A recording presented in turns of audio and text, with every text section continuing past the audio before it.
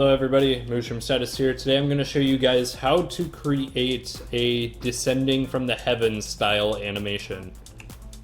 This is for spawning, of course, and let's go and get started. So first you're going to want to pick out the location where you want your mobs to spawn.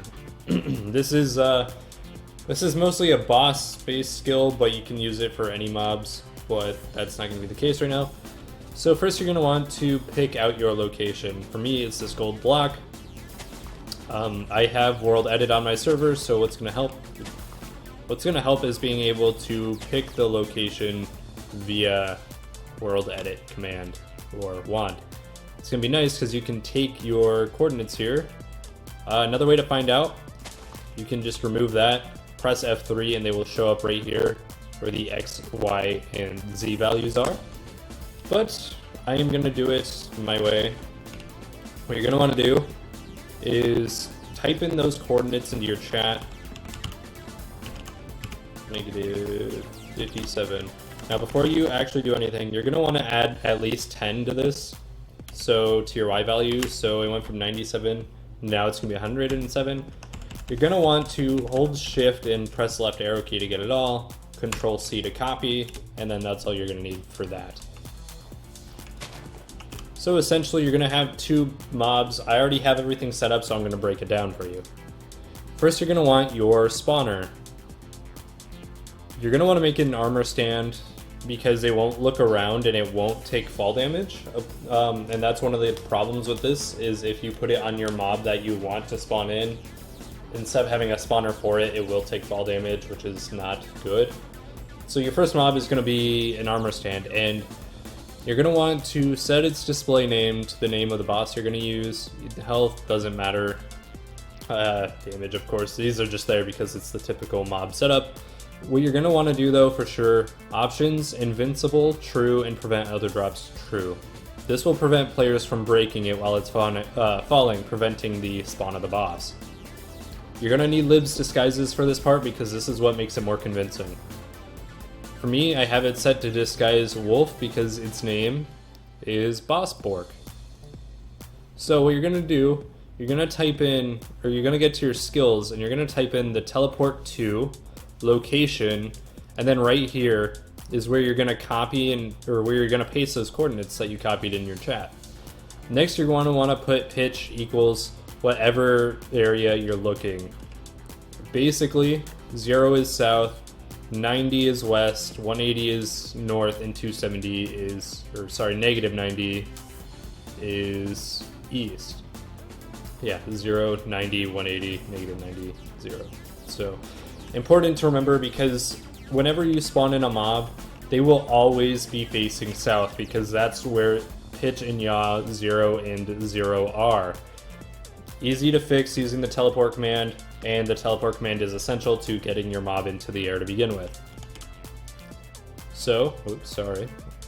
Once you have your teleport to and you have your pitch set to 0, make sure it's set to @self on spawn, so that way it only fires once. If you don't add on spawn, it will fire every single time the mob takes damage. And since it's an armor stand, well, it'll never happen. So, next, before doing these parts, go ahead and go over to your boss mob. I already have mine set up. Boss Bork, type display, or type wolf display. Make sure your display is the same on both because that's what's going to make it convincing. Health, damage, everything else, skills, that's all stuff you can do on your own. That is not the purpose of this tutorial. So we're going to do the float skill. You can call it whatever you want. What you're going to want to do is make sure it's set to @self and on timer 5. This means it's going to fire every quarter of a second, which is going to make the fall very slow and consistent. So once you have the float skill typed out right here, go into your test skills or whatever skill file you may have. You're going to want to type it in, make sure cooldown is set to 0. Conditions, make sure you have it set to on ground equals false. This will prevent it from sliding around if something doesn't work right, or possibly going through the ground. Yes, this does happen. Next, what you're going to do, you're going to type out velocity, m equals set, x equals 0, y equals 0, z equals 0. Since this fires every, make sure this add self is here too. Since this fires every quarter of a second, this will prevent its fall from being jittery and, you know, like fast and slow, then fast and slow. It'll be a consistent every quarter of a second, set back to 0. And next, this part is entirely up to you. You can add fancy particles to it if you would like. This is like a cloud particle, because I was doing a whole, you know, I guess all dogs go to heaven type thing going on. So mine is set to particle clouds, yada yada. You can mess with that on your own. You don't need it, but I think it gives it a pretty cool edge. We're gonna go back into your test mobs now. You're gonna wanna have skill. You can name it whatever you want. I just went with spawn for the sake of this tutorial. At self, on timer 20. This helps because sometimes you don't want them spawning right away as soon as it touches the ground.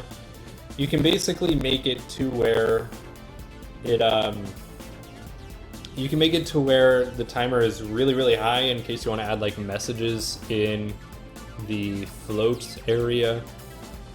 But I set it to 20 just for simplicity's sake. So the spawn command, spawn, cooldown, 0 conditions.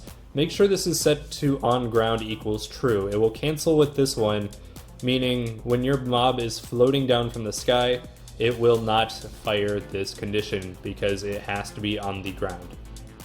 Once it does that, you're going to want to do summon m equals your boss name and then at self. As well as below that, you're going to want to do remove at self. This will make it look like a flawless transition between your boss being temporarily invincible to the boss itself being spawned. That's all you're going to need for all of this. Once you put it all together... Oh, I totally forgot one part.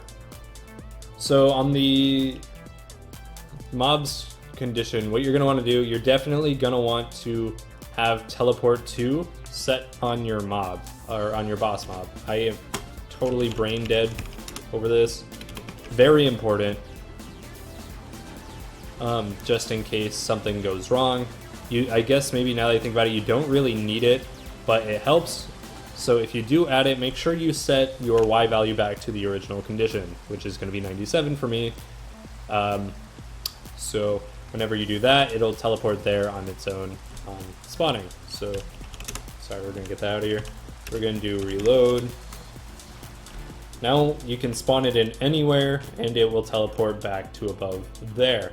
This can work well with spawners or with spawn eggs if you plan to do it near a specific location. So m spawn floater spawner.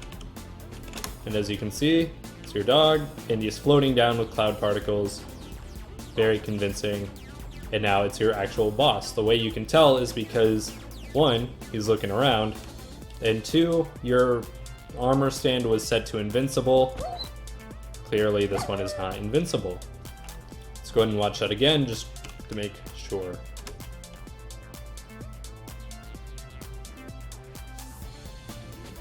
And there you have it, everybody. That's how you make a floating down animation for your bosses or whatever mobs you may choose to use. If you like this, please give me a like and subscribe, as I will be doing more cool effects.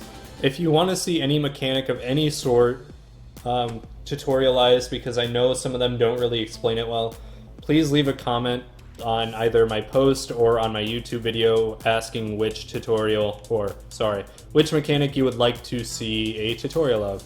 I hope this helps a bunch of you and makes your servers that much more awesome. I will see you all next time.